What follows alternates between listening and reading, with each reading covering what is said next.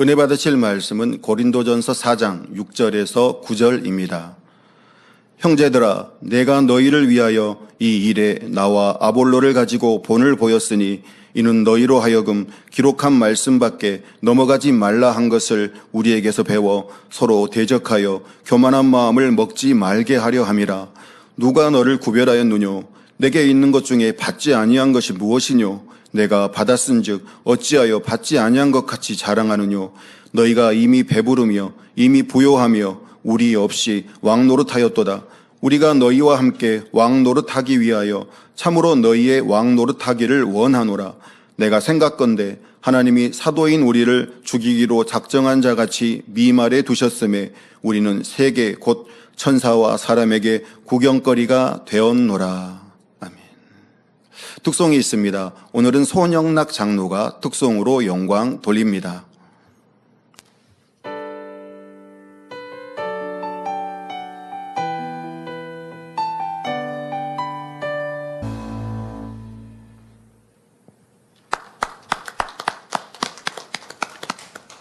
사랑하는 당회장님께서 고린도전서 강의 20번째 진리 안에 거하라 제하의 말씀 증거해 주시겠습니다. 특성으로 영광 돌려주신 손영락 장로님 감사합니다. 사랑하는 성도 여러분, 지난 시간에는 고린도전서 4장 1절부터 5절을 통해 하나님의 일꾼으로서의 본분이 무엇이며 어떻게 충성해야 하는지 말씀드렸습니다. 우리는 직분이 달라도 역할이 달라도 하나님께서 각자에게 맡기신 사명이 있습니다. 비록 직분이 없어도 하나님의 자녀로서 본분을 다하며 빛과 소금의 역할을 감당해야 한다 했지요. 그런데 고린도 교회 성도들은 이 본분을 잊고 자기의 기준으로 서로를 판단하고 파당을 나누며 분쟁했습니다. 대개 사람은 눈에 보이는 외형만으로 판단하기 때문에 올바른 판단을 내릴 수 없고 오직 중심을 보시는 하나님만이 정확히 판단하실 수 있습니다.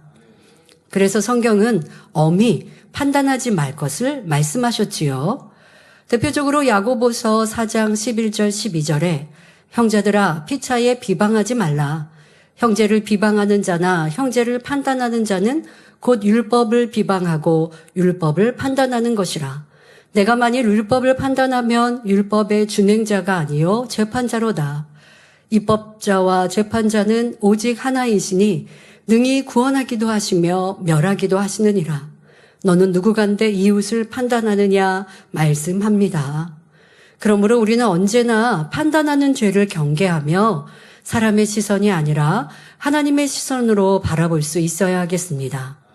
여러분들이 꼭 명심하시면 좋을 것이 우리가 생각하고 느끼는 것이 다 옳은 진리가 아니라는 것을 명심하면 판단, 정죄, 수군거리는 이러한 큰 죄를 짓지 않을 수 있습니다. 그리고 우리가 얼마나 많이 수군거리고 있고 비방하는지 이것도 스스로가 알아야 합니다. 어떤 일에 대해 우리 평가하잖아요. 그 평가하는 것이 자칫 비방이 될 수 있습니다. 잘되라고 말하는 건데요. 그거 틀려서 말하는 건데요. 틀렸다고 생각하는 내 생각이 내 생각일 뿐 진리로 보면 틀렸다 맞았다 할 일이 아닌 일들도 참으로 많습니다. 내가 좋고 싫고예요. 내가 싫으니까 말하고 있어요. 자, 여러분들이 싫으니까 말하는 것은 진리와 너무 어긋나지 않습니까?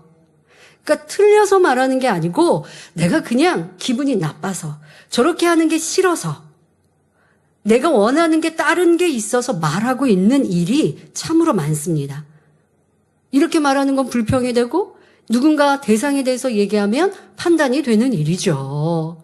그러니 말하는 입술을 주의하셔야 되고 말로 내지 않았어도 생각하는 거. 왜 저렇게 하지? 이렇게 하는 게 더 좋은데? 그럴 때면 나부터 잘하자.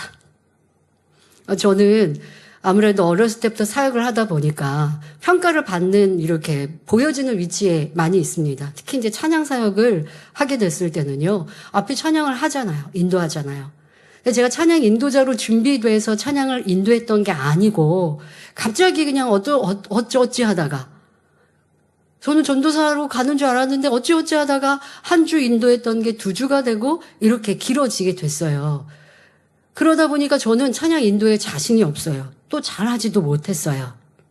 그런데 평가를 받는 거예요. 왜 저렇게 인도하지?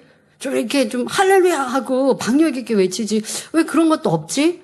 뭐 전에 인도자랑 비교하기도 하고 아니면 절대적으로 저에 대해서 평가를 합니다.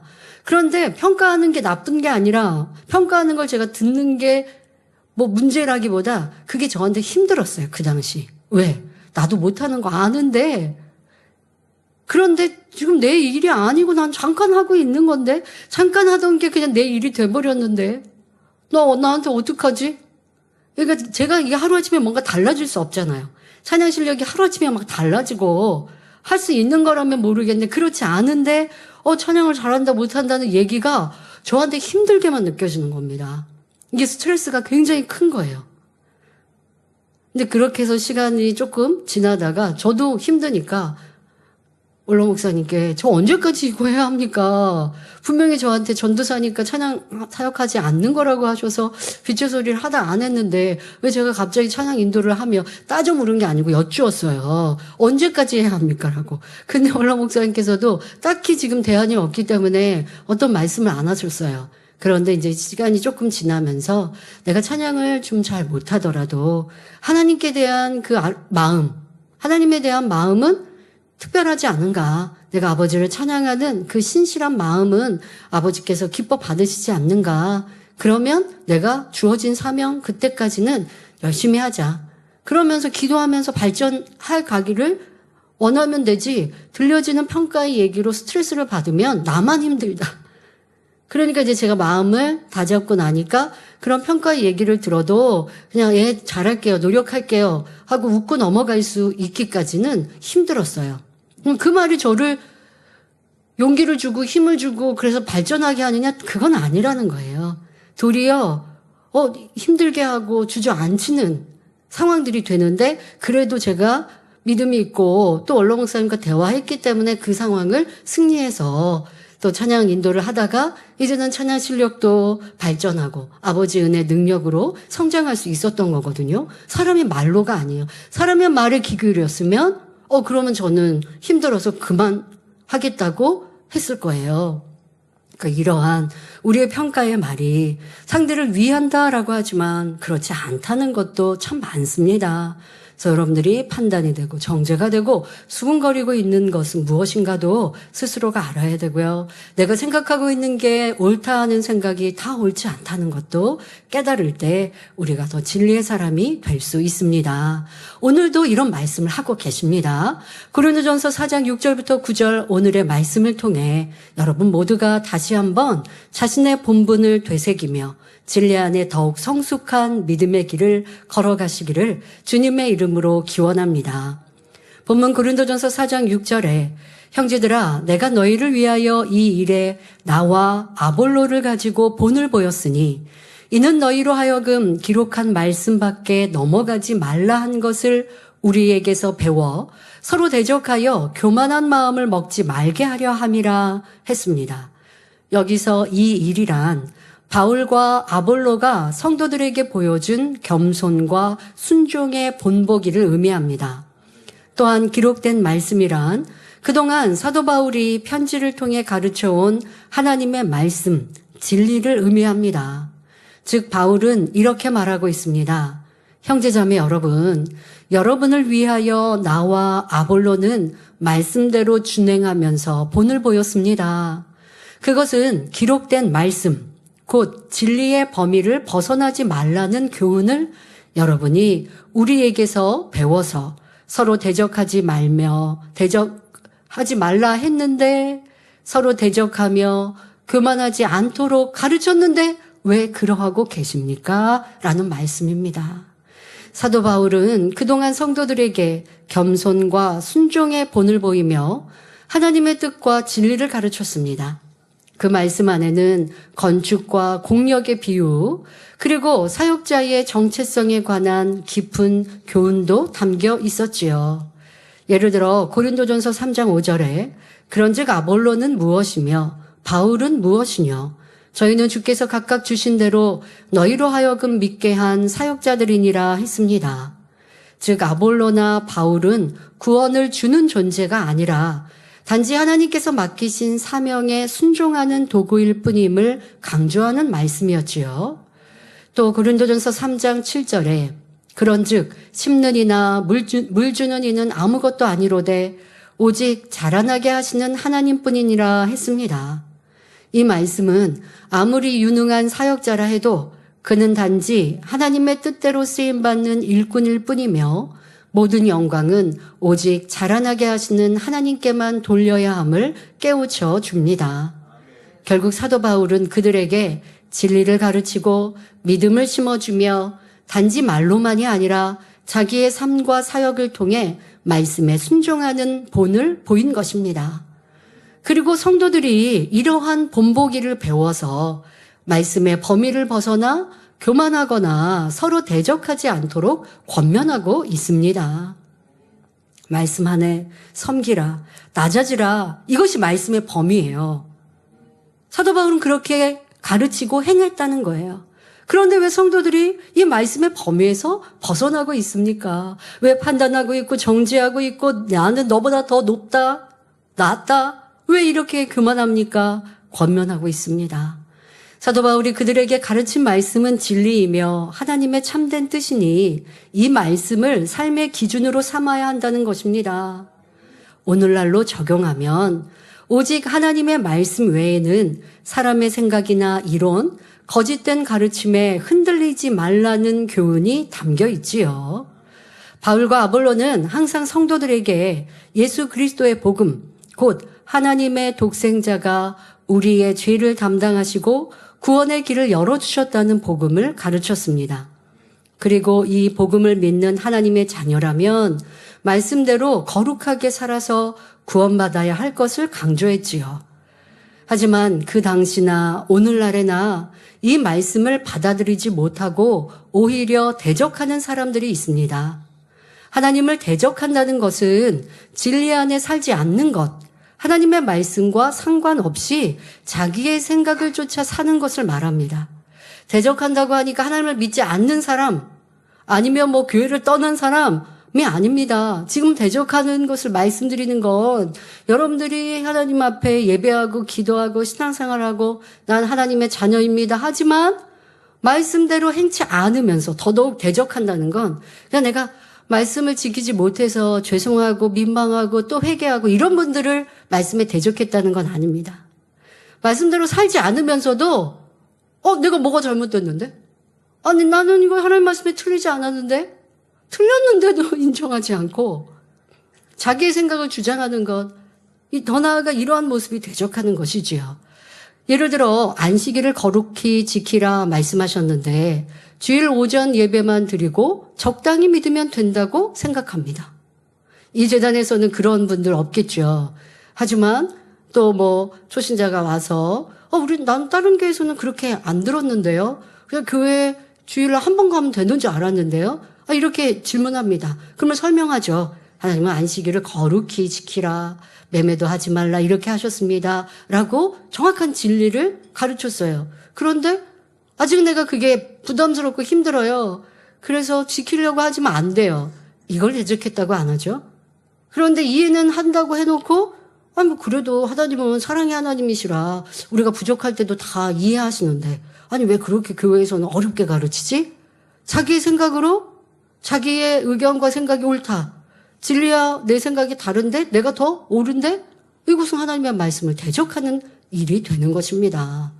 또 성경에 부르짖어 기도하라고 기록되어 있는데 자기 생각대로 혹은 자기 편할 대로 조용히 묵상 기도만 합니다. 근데 이런 사람들 뭐라 그래요? 하나님이 귀가 먹으셨냐? 하나님은 우리 마음에 우리의 작은 신음소리도 들으신다고 성경은 기록하셨는데 왜 시끄럽게 그렇게 소리를 쳐서 기도하느냐? 그런데 하나님 말씀이 뭐래요? 부르짖어 기도하라 하셨어요. 그러면 이런 말씀을 하면 어떤 주의자님들은 그건 초신자째 하는 거고 믿음이 커지고 신앙이 높아지면 이제 조용히 기도해도 하나님과 교통이 잘 되는 거라고 이렇게 말씀을 바꾸는 것 이것이 바로 하나님을 대적하는 일이 되는 것입니다. 그런데 여러분들이 절대적인 진리에 대해서는 이렇게 몇 가지 예를 드니까 그렇게는 절대 안 해요.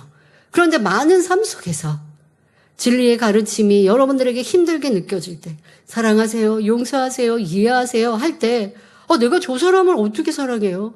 저 사람이 너무 심해요. 아니면 가르치는 주의종이 그렇게 진리를 가르칠 때 속으로 아니 내 상황도 안 돼봤으면서 내 상황이 돼보시면 그런 말씀 못 하실걸?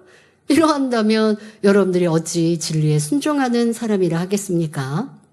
자, 성경을 보아도 이처럼 말씀을 무시할 때, 바로 하나님의 말씀을 어겼을 때 하나님께서 엄히 책망하시고 나를 무시한다라고 하고 계십니다.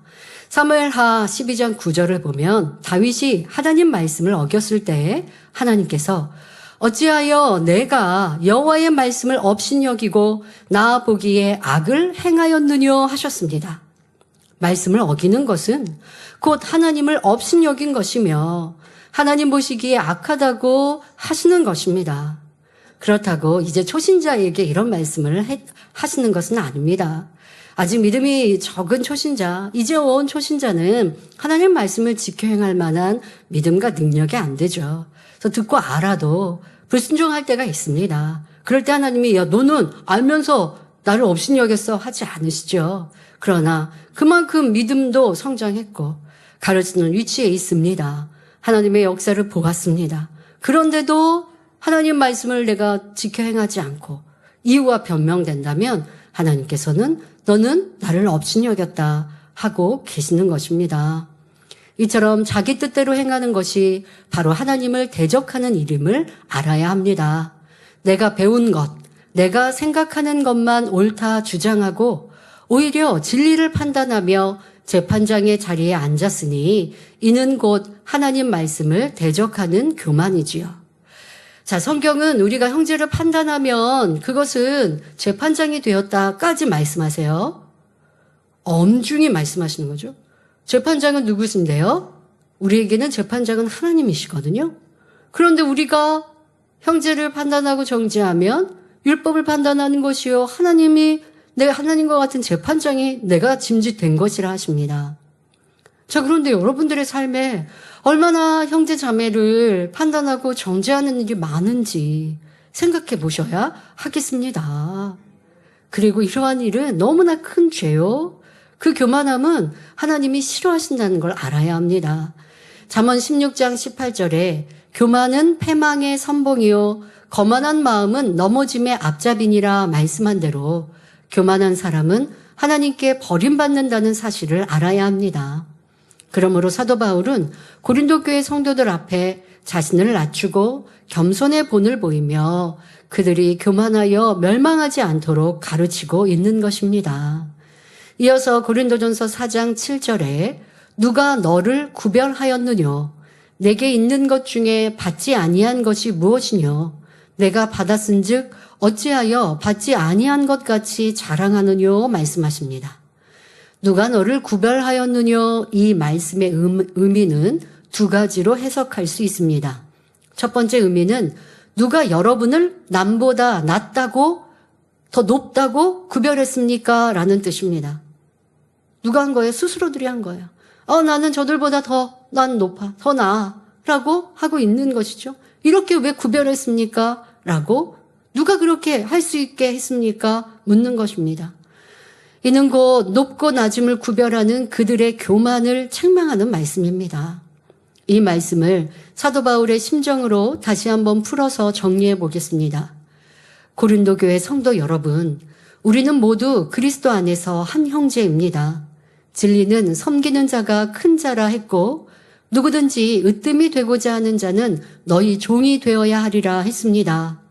나는 이러한 진리를 여러분에게 가르쳤는데 여러분은 왜 배운 말씀과 반대로 스스로 높여 구별하고 있습니까? 라는 의미입니다.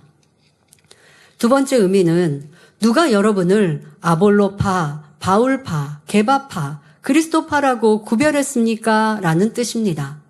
즉 파를 나누어 분당을 일으킨 그들의 모습을 책망하는 말씀이지요. 성도 여러분, 분당과 분쟁은 사단의 역사임을 알아야 합니다. 여러분 고린도전서 1장부터 시작해서 지금에 이르기까지 계속 분쟁에 대해서 사도 바울이 안타깝게 여기고 처음에는 분쟁에 대해 성도들의 분쟁에 대해서 아예 드러내어 지적하고 권면하고 설명했고 그리고도 그 이후에도 계속하여 변화되어야 될 것을 설명하면서 이 분쟁에 대해서도 말씀하고 계세요. 왜요? 너무 마음 아픈 일이니까요. 사도 바울 입장에서 한 교회 안에 누구 파 하고 있고 내가 높다 너는 미치다 하고 있는 것 이것이 하나님께도 너무 죄송하고 성도들의 응답도 축복도 받지 못하는 길이기에 또 설명하고 계신 사도 바울의 심정이 이해가 되어지십니까?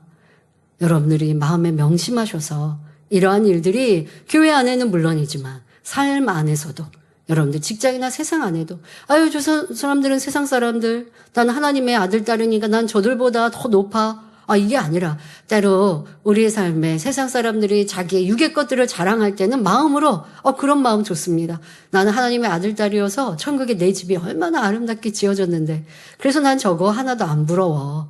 이런 여유로운 마음 갖는 건 좋아요. 하지만 세상 사람들 여러분들이 무시하고 아유 저 사람들 욕하네.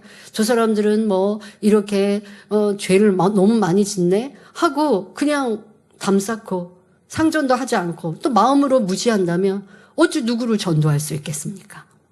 그러니까 이러한 것들도 여러분 삶 안에서도 내가 구별하고 있는가? 아니면 모두와 두루두루 화평하되 그리스도 향기 바라며 저들도 전도하며 하나님의 아들 딸이야. 만민의 양떼고 내 형제 자매가 될 수 있어. 이런 마음으로 소중히 여기고 있는가 점검해 보시면 좋겠습니다.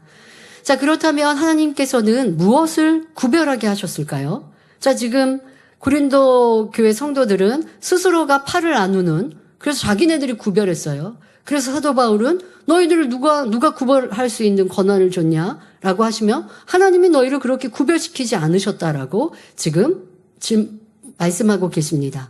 그럼 하나님은 우리에게 무언가 구별된 삶을 살라고 하셨나요? 안 하셨나요? 도리어 하나님께서는 우리에게 구별될 것을 말씀하셨어요. 자, 무엇을 구별해야 한다 하셨느냐? 하나님이 구별하신 것은 누가 더 높으냐 낮으냐가 아니며 파의 구분도 아닙니다. 하나님께서는 죄와 의, 사망과 영생, 어둠과 빛, 즉 진리와 비진리를 구별하셨습니다. 그러므로 우리는 사람을 구별하지 말고 오직 말씀을 기준으로 진리와 비진리를 분별할 수 있어야 합니다. 다음으로 내게 있는 것 중에 받지 아니한 것이 무엇이뇨? 내가 받았은즉 어찌하여 받지 아니한 것 같이 자랑하느뇨 했습니다. 이 말씀도 두 가지 의미로 해석할 수 있습니다. 첫째, 여러분이 가진 것 중에 하나님께 받지 않은 것이 무엇이 있습니까? 여러분이 가진 모든 것이 하나님으로부터 온 것이라면 왜 마치 자기 힘으로 얻은 것처럼 자랑하고 있습니까? 라는 의미입니다. 즉, 우리가 가진 지혜, 능력, 믿음, 재물 등 모든 것은 하나님께 받은 선물임을 인정하라는 것이지요. 둘째, 여러분이 받지 않은 진리가 무엇입니까? 나는 여러분에게 본을 보이며 진리를 가르쳤는데 결과를 보니 즉 여러분의 행위를 보니 마치 진리를 받지 않은 사람들처럼 보입니다. 라는 의미로 말하고 있습니다. 즉 지식은 있으나 행함이 없는 신앙, 진리를 들었으나 여전히 세상 사람들과 똑같이 행동하고 교만하여 자랑하는 그들의 마음을 책망하시는 말씀입니다. 성도 여러분, 우리가 진리 안에 살아가면 의에 줄이고 목마른 자가 됩니다. 사람이 한여름 삼복더위에 땀 흘려 일할 때 얼마나 물이 마시고 싶겠습니까?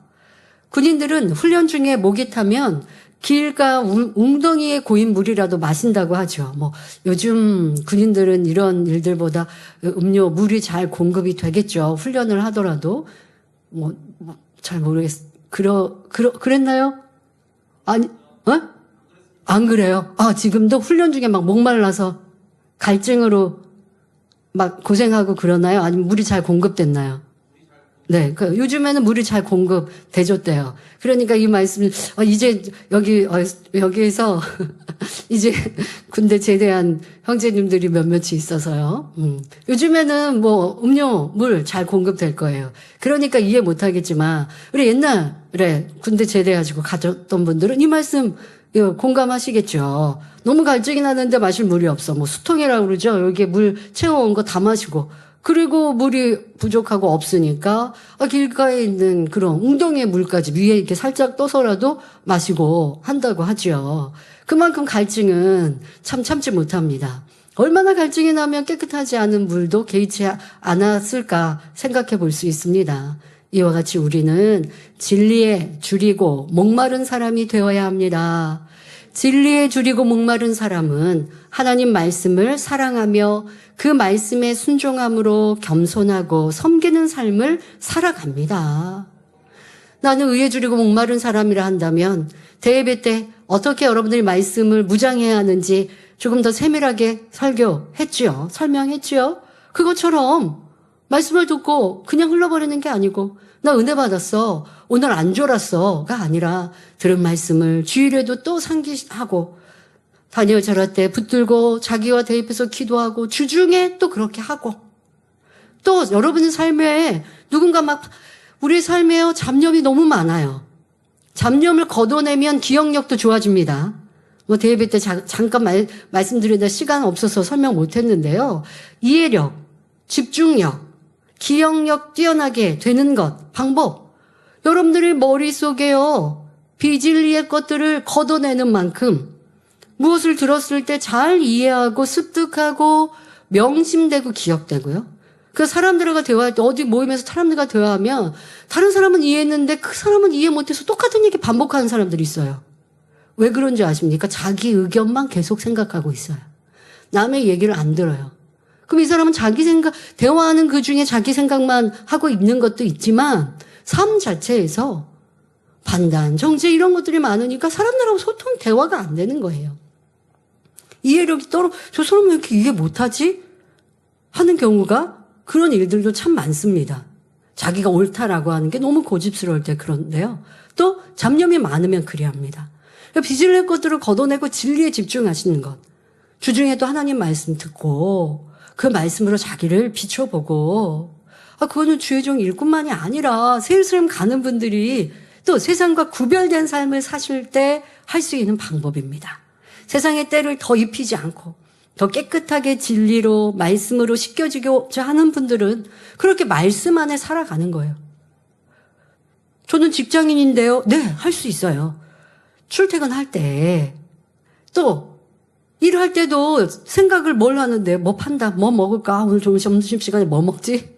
그 생각으로 가득한 게 아니라 그리고 뭔가 직장 동료들과 불편한 생각으로 가득한 게 아니라 말씀 무장했던 것도 생각하고 주일날 이런 말씀하셨지 1번은 생각나는데 2번이 생각이 안 나네? 그러면 빨리 뭐 노트 필기했던 거 찾아보고 그리고 또 외우다시피도 하고 예를 들면 여러분 사랑장에 사랑 오래 참고 온유함에 이런 거 외워야 기도할 때도 좋잖아요. 성령의 9가지 열매 사랑이랑 화평 외워야 기도할 수 있잖아요. 이런 거 외우는 거 혼자서 머릿속으로 할 수 있어요. 자, 이렇게 여러분들이 진리에 집중하시면 참 좋은데 그런데 그렇지 않으면 자꾸 판단하고 정죄하고 수군거리고 그러면 내 안에 성령께서 기뻐하지 않으시니까 또 공고해지고 힘들어지고 그냥 육의 사람의 형태로 살다가 다니엘처럼서 기도하려면 또 기도도 잘 안 되고 여러분 삶이 기도의 삶이 진리에 집중하는 삶이 되어야 빨리 영의 사람이 될 수 있습니다. 자, 고린도 교회 교인들은 가르치는 말씀대로 순종한 게 아니라 반대로 행하였습니다. 진리를 알아가는 것보다 세상을 더 사랑했고 교만하여 세상의 지식과 물질과 지혜를 자랑하기에 책망을 하고 있는 것입니다. 의에 줄이고 목마른 자가 되어야 하는데 사도 바울은 아볼로는 그렇게 진리로 충분히 마음껏 먹고 쉼을 누릴 수 있도록 가르치는데 그런데 성도들은 그것에 만족하고 자족하는 게 아니라 세상에 있는 것들로 취하고 그것으로 얻지 못하면 힘들고 내가 취한 것이 있으면 그것으로 자랑하고 교회는 그런 것이 아니거든요. 예배하고 기도하고 하나님께 영광 돌리고 찬양하는 곳이에요. 나 세상에서 이렇게 투자했는데 돈 많이 벌었어. 교회 와서 그런 거 얘기하는 거 아니에요. 기관 식구들끼리, 구역 식구들끼리, 나 어디에서 뭐 물건 샀는데, 이거 참 저렴하더라. 이러라고 모이는 기관 모임이 아니에요. 그런데 이러한 유괴의 대화들로 가득하고, 그러다 보면 싸움이, 다툼이, 불편함이 교회 안에 마음을 할례하는 게 아니라 점점점 더 마음은 강팍해지는 교회가 될 수밖에 없는 것이죠. 이러한 모습을 안타깝게 책망하고 있습니다. 이어지는 본문을 보면 고린도 교회 성도들이 얼마나 교만했는지 잘 알 수 있습니다. 고린도전서 4장 8절에 너희가 이미 배부르며 이미 부요하며 우리 없이 왕노릇 하였도다. 우리가 너희와 함께 왕노릇 하기 위하여 참으로 너희의 왕노릇 하기를 원하노라 말합니다. 성도 여러분, 왕이란 어떤 존재입니까? 옛날에 왕은 무소불위의 권세와 부를 누리며 누구의 지배도 받지 않고 무엇이든 마음대로 할 수 있는 사람이었습니다. 따라서 바울이 너희가 이미 왕노릇 하였다라고 말한 것은 고린도 교회 성도들이 마치 스스로 왕이 된 것처럼 교만하게 행동했다는 의미입니다. 내 생각에 안 맞으면 그거 왜 그래? 쉽게 지적하고 그렇게 하면 안 되잖아 짜증하고 이게 왕노릇 하는 거예요. 참 저희 말씀을 대하면서 우리가 지나가는 시간들 제가 가끔 여러분들 우리 연단회 때도 우리 연단회 때 드러났던 악의 모양도 설교 중에 이렇게 비추어 말씀드립니다. 그래서 제가 지난주에는 임영 목사님께 그런 얘기 했어요. 우리 새성전 가면 연단회 때에 우리 성도님들 서로 시시비비했죠. 싸우고 다퉜죠. 이런 얘기 거기 가서 하겠냐고. 그러니까 여기에서 가기 전에 그런 거 자꾸 건면하고 해서 회개했지만 아직 내 안에 남은 찢기는 없는가. 또 그때는 크게 드러났고 지금은 작게 드러나지만 이것마저 지금 이렇게 빨리 다 회개하고 더더욱 그 당시에 있었던 일들이 온전히 회개되지 않았던가? 아니면 회개했어도 내 안에 뿌리가 남았다면 이거 다 변화시켜 가라고 여기에서는 더 설명하지. 새성전 가서 연단할 때 여러분 이렇게 왜 싸웠어요? 왜 이렇게 악하게 했어요? 그렇게 얘기하는 일이 많겠냐고 이렇게 말씀드렸습니다. 그래서 가끔 제가 여러분들 연단회 때 어떠셨습니까? 라고 묻는 설교를 할 때 있을 때 또 지적하신다 하지 마시고요. 우리가 회개했어도 또 돌아보고 또 내 안에 지금 모습이 어떠한가 살피셔야 되는데요. 제가 이 말씀을 대하면서 고린도 교회 성도들에게 너희가 성도들 안에서 스스로 내가 왕노릇 했구나. 이걸 지적하고 있는 이 말씀이 우리의 모습이었구나. 교회 안에 저 사람을 지적하고 저 사람의 허물을 잡고 내 허물이 없어요? 나는 잘못이 없어요? 허물은 이제는 벗었다 한들 내 안에 죄, 악이 없어요? 선결되었어요? 영의 온영의 사람이 되었어요? 그럼 영의 온영의 사람이 되었는데 남의 허물을 들춰내고 누가 죄 있어 저 사람은 이렇대 할까요? 전하고 말하고 할까요? 그럴 리 없거든요. 똥 묻은 게, 겨 묻은 게 나무란다고 내가 내 눈에 들보가 있는데 남의 티를 지적하고 아니 들보가 있는 사람들끼리 서로 그러고 있어요. 이게 왕노릇하는 모습이에요. 그래서 참 큰 은혜와 감동을 받으면서 다시 한번 저 또한도 돌아보고 생각해보게 되었습니다. 누구는 이래, 저건 이래. 왜 이렇게? 저 사람 이런 일 때, 이렇게 했대. 라고 하는 게 바로 왕노릇하는 모습이었구나. 내 입이 열려 있으니 말하고 싶은 대로 말하고 느끼고 생각하는 대로 불편한 감정들을 다 토설하고 세상에서는 이걸 왕노릇한다 합니까? 자유의지 있으니까 자유니까 죄만 아닌 이상 할 수 있다 하겠습니까? 그런데 하나님의 자녀들은 교회는 그렇지 않습니다. 섬기라, 사랑하라, 용서하라, 이해하라. 이렇게 지켜행하는 것이 성도의 본분입니다. 그런데 성도가 아니라 세상 사람처럼 그렇게 악으로 하고 있는 내 모습이 이 고린도 교회 성도들에게 너가 왕이 되었구나. 너가 왕노릇하고 있구나. 지금 사도 바울은 나는 왕노릇 안 하고 있는데 성도들 너희는 왕노릇하고 있구나 라고 지금 말씀하고 계시는 이 말씀이 몇 년 전에 나의 모습, 우리의 모습은 아닌가 점검한다면 우리는 큰 축복입니다. 변화되어서 더 겸비하고 겸손한. 그래서 설명합니다마는 주님 오실 그때 왕노릇 해야 하기 때문에 지금은 낮아지고 더 회개하는 자세로 변화되면 좋겠습니다. 앞서 살펴본 대로 고린도 교회 성도들은 아직 신앙 상태가 미성숙하여 시기와 분쟁이 많았습니다.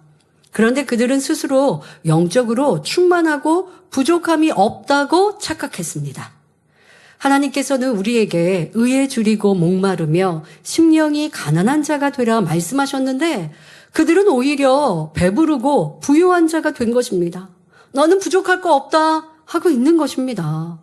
그러니 사도 바울은 그들의 교만을 꾸짖기 위해 풍자적인 어조로 다음과 같이 말하고 있습니다.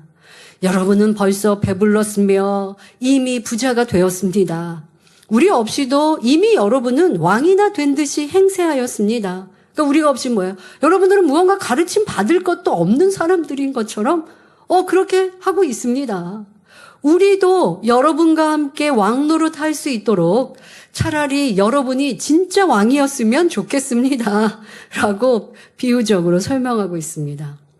이는 교회 안에 하나님께서 세우신 질서가 있는데 고린도 교회 교인들은 자기 마음대로 왕노릇을 했으니 너희가 진리를 받은 것이 무엇이 있느냐라고 책망하는 말이지요. 말씀을 듣고 행함이 따르지 않으면 죽음 믿음이기 때문입니다. 그러나 우리가 참으로 왕노릇 할 때가 옵니다. 그때는 과연 언제일까요? 요한계시록 20장 6절에 이 첫째 부활에 참여하는 자들은 복이 있고 거룩하도다. 둘째 사망이 그들을 다스리는 권세가 없고 도리어 그들이 하나님과 그리스도의 제사장이 되어 1000년 동안 그리스도로 더불어 왕노릇하리라 말씀했습니다. 예수님을 구세주로 영접한 사람들은 장차 주님께서 공중 강림하실 때 위로 들려 오릅니다. 그리고 공중에서 7년 혼인잔치가 벌어지고 이 잔치가 끝난 후 이 지구 피폐해지고 파괴된 이 지구를 하나님의 능력으로 순간 새롭게 하셔서 이제 새로운 지구로 아름다운 천지 만물로 산천초목으로 바꾸시지요. 그러면 우리는 다시 이 지구에서 1000년 살아가는데 이것을 바로 천년 왕국이라 하지요. 자, 이 천년 왕국이 임하면 먼저 구원받은 7년 혼인잔치에 참여했던 구원받은 이들은 주님과 함께 왕노릇하게 됩니다. 그러니까 구원받은 사람만 있는 게 아니고 구원받지 않고 7년 대환란에 우리는 7년 혼인잔치를 했는데 이 땅에 지구에 남은 사람들 7년 대환란에 많은 이가 죽거든요. 그런데 숨어서든 살아남은 사람들이 이제 우리와 함께 1000년 왕국 1000년 동안 살게 되는데 이 육의 사람들이 볼 때 우리는 이 거의 신과 같은 이게 왕과 같은 존재인 것이죠. 그게 1000년 왕국의 그림입니다. 사도 바울은 이러한 영적인 의미를 떠올리면서 우리가 너희와 함께 왕노릇하기 위하여 참으로 너희의 왕노릇하기를 원하노라 하였습니다. 이는 고린도 교회 성도들이 구원받아 1000년 왕국 때에 함께 왕노릇을 하려면 지금은 그들이 왕노릇하지 않아야 한다는 의미입니다. 사도 바울은 진리 안에 살아가며 하나님의 참뜻을 알고 구원과 영생에 이르는 길을 분명히 깨달은 사람입니다. 그러니 사도 바울이 왕노릇을 하면서 그들을 진리 안에 살아가도록 인도해야 하는데 그렇다고 해서 이 사도 바울이 교회 안에 왕노릇 하겠다고 하는 교만하겠다는 게 아니라 질서를 설명한다면 왕은 백성들을 치리하고 다스리고 또 어떠한 것을 명하면 백성들은 그대로 순종하는 이러한 왕노릇처럼 교회 안에서 사도 바울은 성도들을 진리로 가르치고 진리로 이끌어 나가고 성도들은 그 안에 순종하고 자 원래는 사도 바울이 왕노릇을 하면서 성도들을 이끌고 인도해야 하는데 오히려 바울을 제쳐놓고 고린도 교회 교인들이 이것이 옳다 저것이 옳다 하면서 교만하여 스스로 왕노릇하니 장차 어떻게 되겠습니까? 이렇게 되면 사도 바울과는 그들이 상관이 없게 되기에 앞으로 천년왕국에서 함께 왕노릇할 수 없다는 사실을 일깨워주고 있습니다.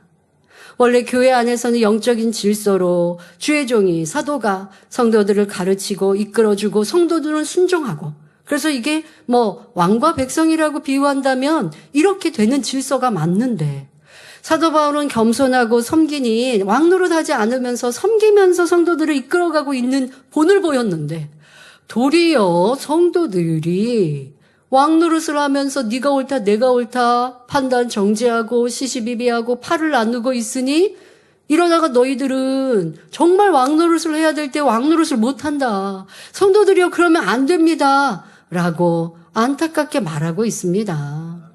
즉 바울이 가르치는 진리를 그들이 배우고 지켜 행해야 주님 강림하실 때 위로 들림받고 천년왕국에서 함께 왕노릇을 할 수 있다는 것입니다. 결론적으로 너희가 장차 천년왕국에서 왕노릇하기 위해 지금은 왕노릇하지 말고 겸손히 진리대로 행하며 섬기는 자가 되어야 할 것을 가르치는 말씀입니다. 우리도 그렇잖아요. 천국의 큰 자가 되기 위해서 지금은 낮아지고 내 의견, 나를 주장할 수 있지만 지금은 내가 양보하고 상대가 나를 애매히 어렵게 하고 나를 미워하고 시기 질투하고 그래서 뒤에 험담해요.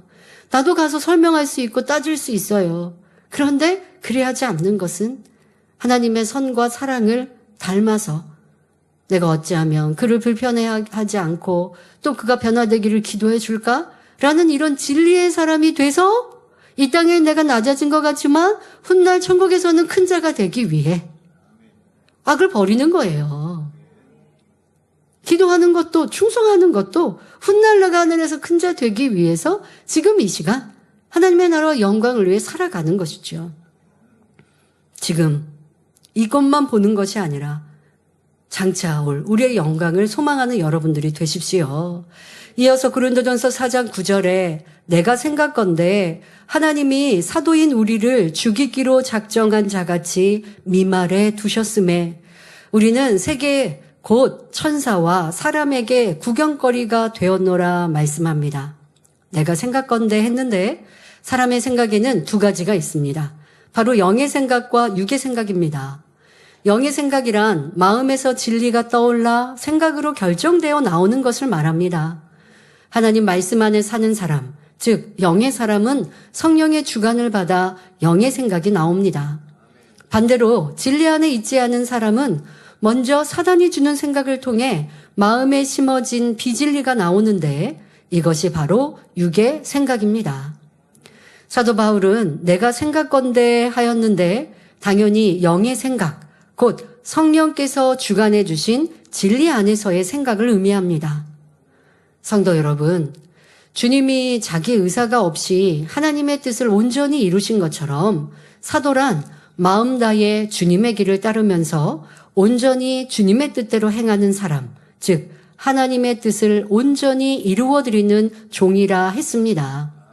성경을 보면 참된 종의 길을 알 수 있습니다. 바로 성경에 기록되어 있지요. 먼저 열왕기상 19장 21절을 보면 엘리사는 엘리야 선지자의 부름을 받았을 때 자신이 일하던 소의 기구를 불태워 없앴습니다. 바로 이제 소의 쟁기를 메어서 일을 한다는 건 논밭을 기경하는 일을 한 것 아니겠습니까? 또 농업시대나 아니면 가축을 기르는 그러한 시대에서. 그런데 선지자의 부름을 받으니까 이 기구를 불태우고 더 나아가서 그 소를 잡아서 백성들, 동네 사람들과 함께 나누어서 먹고 엘리야를 따랐습니다. 무슨 말이냐? 더 이상 내가 이 하던 일은 완전히 정리하는 것이죠.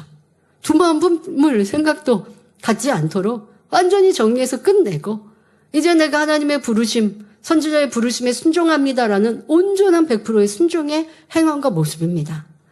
예수님의 제자들은 어떠했습니까?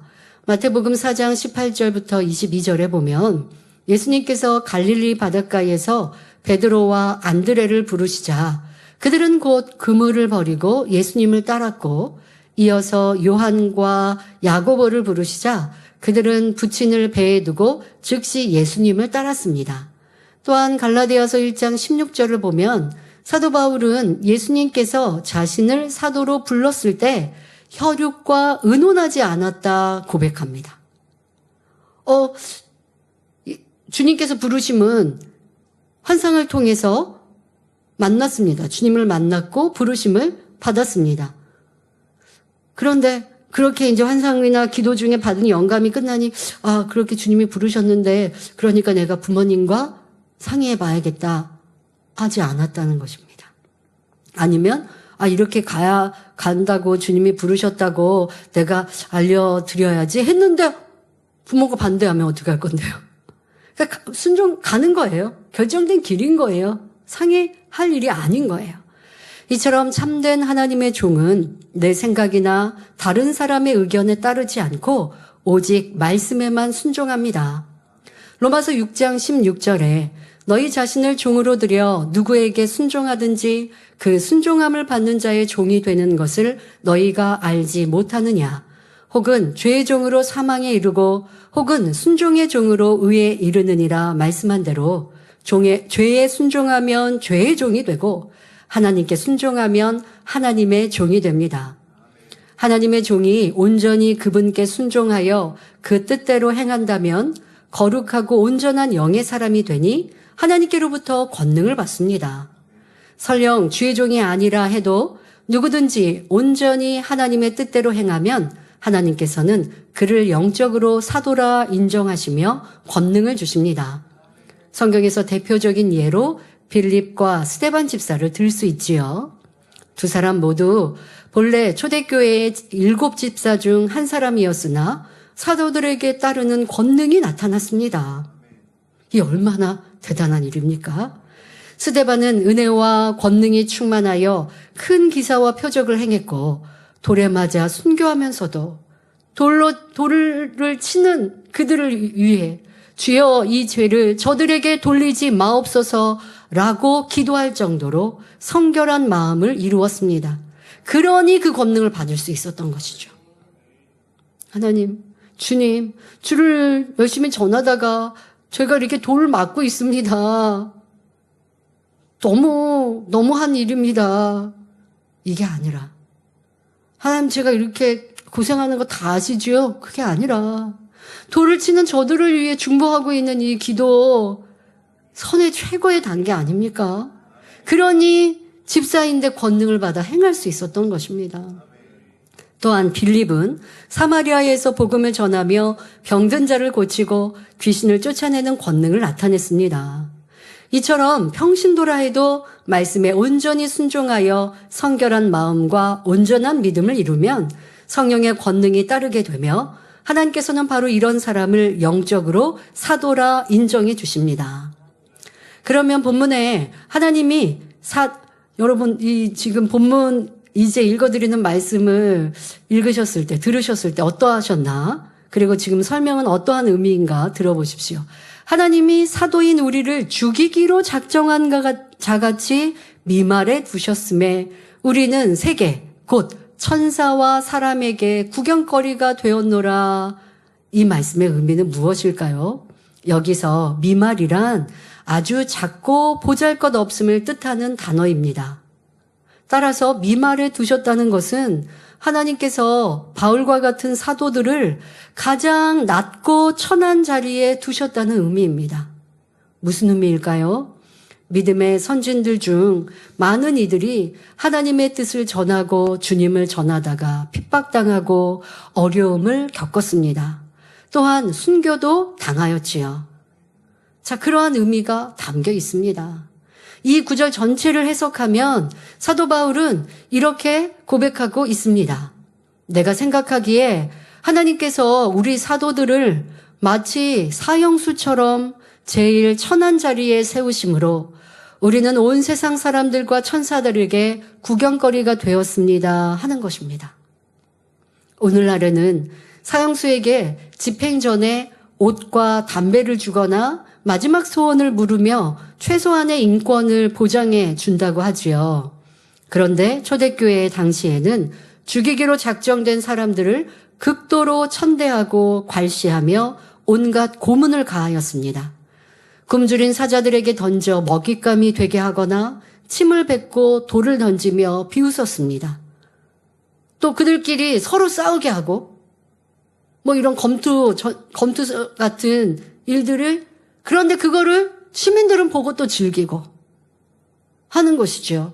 꼭 검투사만의 서로의 싸움이 아니라 이렇게 죄인들끼리 싸우기도 하고 피간하고 하는 걸 또 사람들은 즐겨보고 있고, 너희들끼리 싸워서 이 승리하는 사람은 살려줄게, 이렇게 우스개로 하기도 하고. 많은 성도가 순교할 때 칼에 목이 베이거나 십자가에 못 박히거나 썩은 시체와 같이 묶인 채 시체에서 올라오는 독한 냄새를 맡으면서 죽어갔습니다.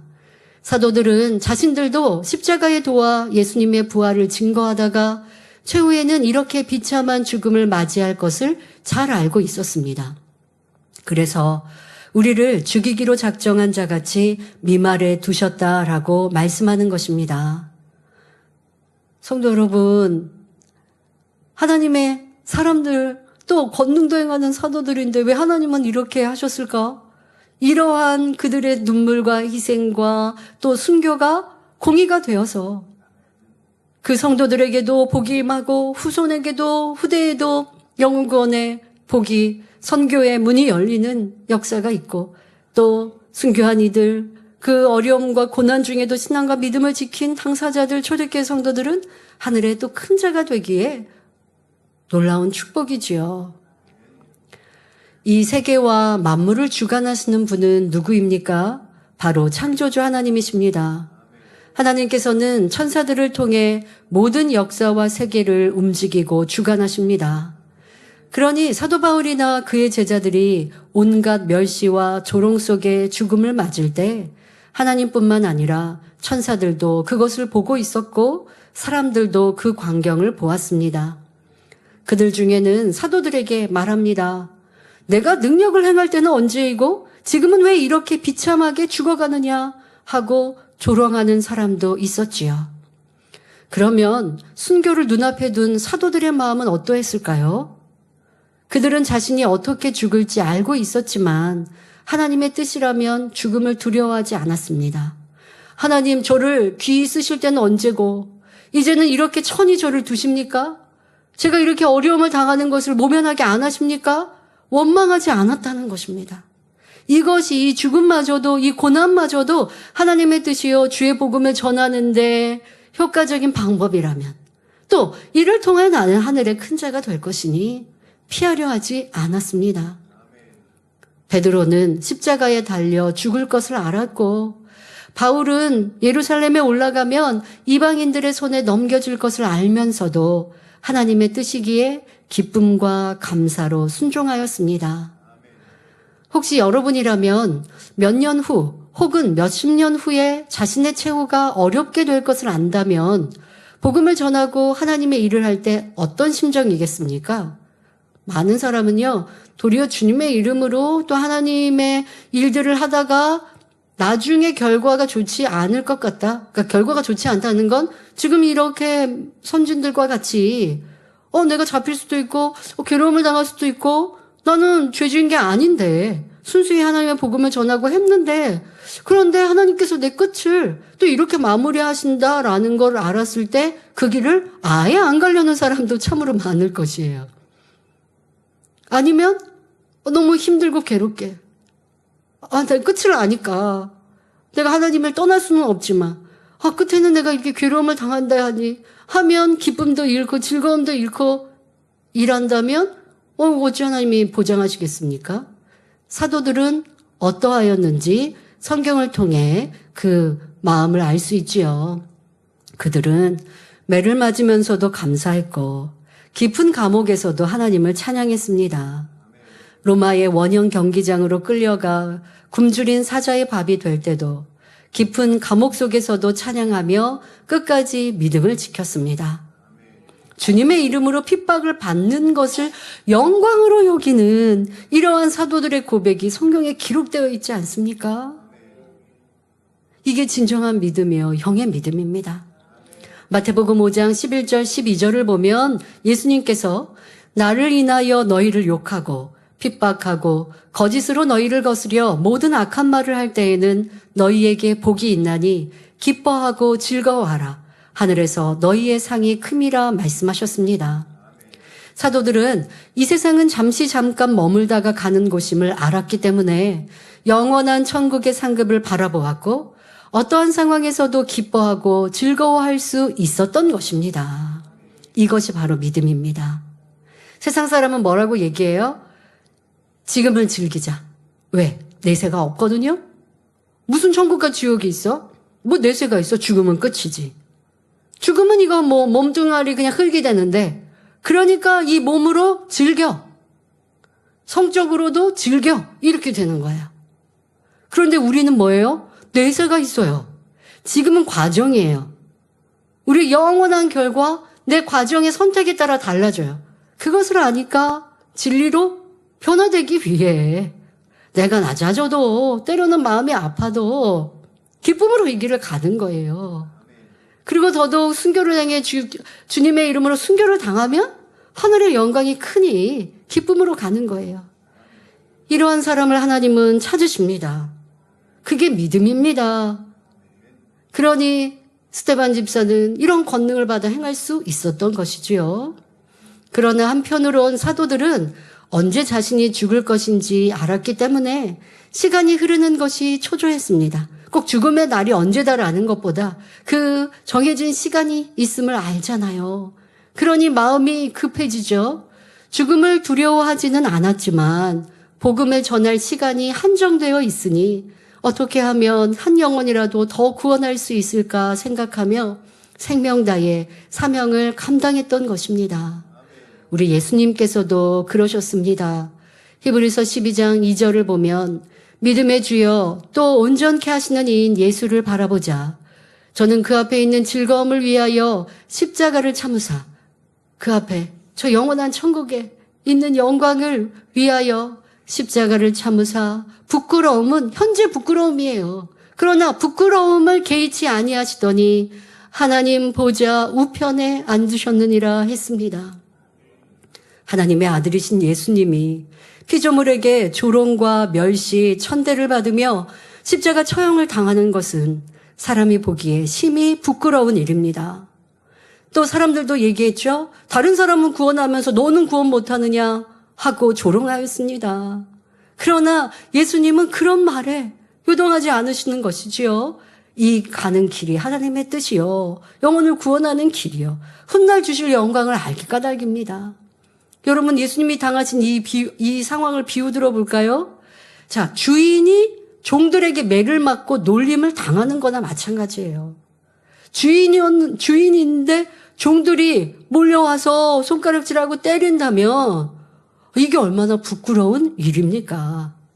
그냥 서로 비슷한 사람들끼리 조금 그래도 부끄러울 텐데 이거는 내 아는 사람들이 아니 종이 주인을 이렇게 조롱한다면 너무나 큰 고통과 또 부끄러움이지요.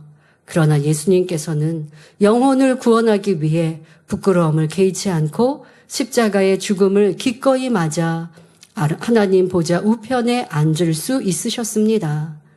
우리도 주님과 사도들의 삶을 본받아 하나님의 뜻이라면 부끄러움이나 고난을 두려워하지 않고 담대히 나아가는 주님의 제자가 되어야 하겠습니다. 사도 바울이 왜 이런 말씀을 하십니까? 앞서서 이 말씀 전에는 성도들에게 너희가 왕노릇하는구나 했지요. 그런데 사도들은 왕노릇하지 않겠다 합니다. 너희도 그리해라라고 하면서 하나님은 도리어 우리를 왕노릇할 수 있는 우리를 이렇게 미천한 자로 낮추셨다. 왜? 그것이 우리가 가야 하는 길이요 진정한 영광이기에. 근데 너희는 왜 반대로 가느냐라고도 말씀하시는 의미가 있지요. 여러분은 어떠하십니까?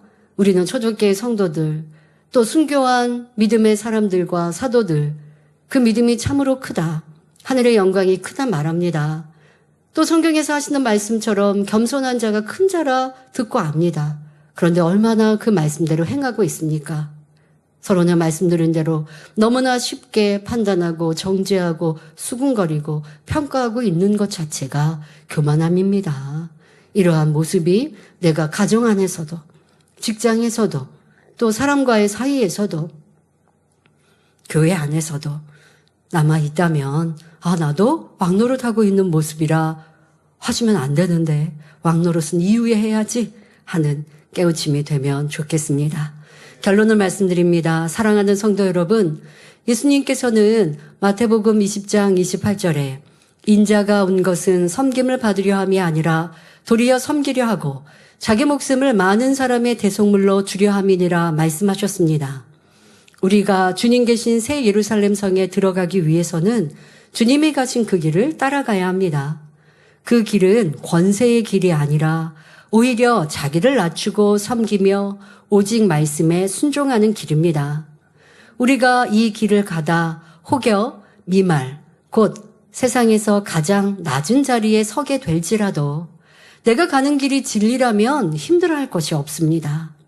어떤 환경 속에서도 우리가 믿음을 지켜 십자가의 길을 묵묵히 걸어간다면 장차 주님께서 다시 오실 때 큰 상급과 영광으로 갚아 주실 것입니다.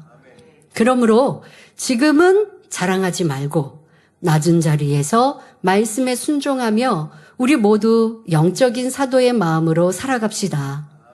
그 길 끝에는 세상이 줄 수 없는 평안과 참된 영광이 우리를 기다리고 있습니다. 여러분 모두가 이 길을 끝까지 믿음으로 완주하여 새 예루살렘이라는 가장 아름답고 영광스러운 열매를 거두시기를 주님의 이름으로 축원합니다. 말씀 sam가하시면서 함께 기도하겠습니다. 좋으신 아버지 하나님, 고린도 교회 성도들에게 하신 말씀이 곧 나에게 주시는 말씀임을 깨달아서 나는 교만하지 않았는지, 남을 지적하고 판단하며 수군거리지는 않았는지, 상대와 나와 내가 더 높다 낫다라고 나누지는 않았는지 살피게 하여 주옵소서. 이 땅에 낮아지고 섬기는 자가 될 때, 훗날 주님 앞에 섰을 때 우리를 높이시며 영광 중에 거하게 하시옵나니 우리는 그날을 바라보기에 더 성결되기를 위하여, 충성하기를 위하여, 섬기며 선과 사랑의 사람 되기 위하여 기도하며 변화되기를 힘쓰게 하여 주옵소서. 감사드리며 우리 주 예수 그리스도의 이름으로 기도하옵나이다. 아멘.